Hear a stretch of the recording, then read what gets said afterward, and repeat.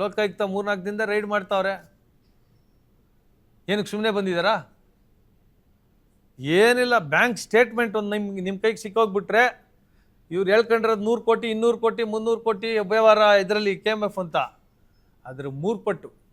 ದಿನ 5 ಲಕ್ಷ, ದಿನ 6 ಲಕ್ಷ, ದಿನ 10 ಲಕ್ಷ ಡ್ರಾ ಆಗ್ತಾನೆ ಇರ್ತದೆ. ಮಸಾಜ್ಗೆ 3 ಲಕ್ಷ ಆಗೈತೆ. ರೈತರ ದುಡ್ಡು ಏನೇನು ಖರ್ಚಾಗಿರೋದು. ಬೆಳ್ಳಿ ಕಾಯಿನ್ ತರಕ್ಕೆ, ಚಿನ್ನದ ಕಾಯಿನ್ ತರಕ್ಕೆ, ಎಷ್ಟು ಐಸ್ ಕ್ರೀಮ್ದು ಮಿಷಿನರೀಸು 3 ಕೋಟಿ ಆದರೆ 10 ಕೋಟಿ. ಇದೆಲ್ಲ ಆಡಿಟಿಂಗಲ್ಲಿ ಸಿಕ್ಕಾಗ್ತದೆ. ನಿಮಗೆ ಪಬ್ಲಿಕ್ ಡಾಕ್ಯುಮೆಂಟ್ ಕೊಡಲ್ಲ, ಕೋಆಪರೇಟಿವ್ ನಾವು ನಿಮ್ಗೆ ಕೊಡಕ್ಕೆ ಬರಲ್ಲ ಅಂತಾರೆ. ಕೋಲಾರದಲ್ಲಿ CBSE ಸಿಲೆಬಸ್ನ ಟಾಪ್ ಸ್ಕೂಲ್ ಪಟ್ಟಿಯಲ್ಲಿರುವ ಅರ್ಕಾ ಇಂಟರ್ನ್ಯಾಷನಲ್ ಸ್ಕೂಲ್ನಲ್ಲಿ 2026-27ನೇ ಸಾಲಿನ ನರ್ಸರಿಯಿಂದ 10ನೇ ತರಗತಿಯವರೆಗೆ ದಾಖಲಾತಿಗಳು ಪ್ರಾರಂಭವಾಗಿದೆ. ಹೈಟೆಕ್ ಸ್ಕೂಲ್ ಬಿಲ್ಡಿಂಗ್, ಆಟದ ಮೈದಾನ, ನುರಿತ ಶಿಕ್ಷಕರು ಹಾಗೂ ವಿದ್ಯಾರ್ಥಿಗಳಿಗೆ ಕ್ರೀಡಾ ತರಬೇತಿ ಜೊತೆಗೆ ಸುರಕ್ಷಿತ ಬಸ್ ವ್ಯವಸ್ಥೆ ಕಲ್ಪಿಸಲಾಗಿದೆ. ನಿಮ್ಮ ಮಗುವನ್ನ ದಾಖಲು ಮಾಡೋದಕ್ಕೆ ಹಿಂದೆ ಭೇಟಿ ನೀಡಿ. Arka international school, Maderahalli.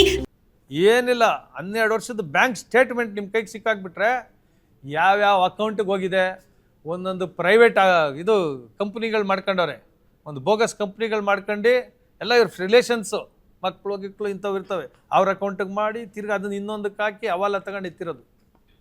ನನಗೆ ಗೊತ್ತಿರೋ ಪ್ರಕಾರ ಕೋಲಾರ ಮಿಲ್ಕ್ ಫೆಡರೇಷನ್ ಒಂದರಲ್ಲೇ 300 ಕೋಟಿ ಎತ್ತಿದ್ದಾರೆ. ಆ ಡೈರೆಕ್ಟರ್ಸ್ಗೆಲ್ಲ ಏನು ಮಾಡ್ತಾವ್ರೋ ಪಾಪ, ಅವ್ರಿಗೆ ಗೊತ್ತಾಗ್ತಾ ಇದೆಯೋ ಇಲ್ವೋ, ಸಣ್ಣ ಮಟ್ಟದಲ್ಲಿ ಅವ್ರನ್ನ ಬಾಯಿ ಮುಚ್ಚಿಬಿಟ್ಟಿದ್ದಾರೆ. ರೋರ್ಸ್ ಬಟ್ ಯಾರು ಮಾಡಿದ್ದಾರೆ ಅಂದರೆ ಇವಾಗ ಯಾರ ತಲೆ ಗೊತ್ತು ಬರೋದು?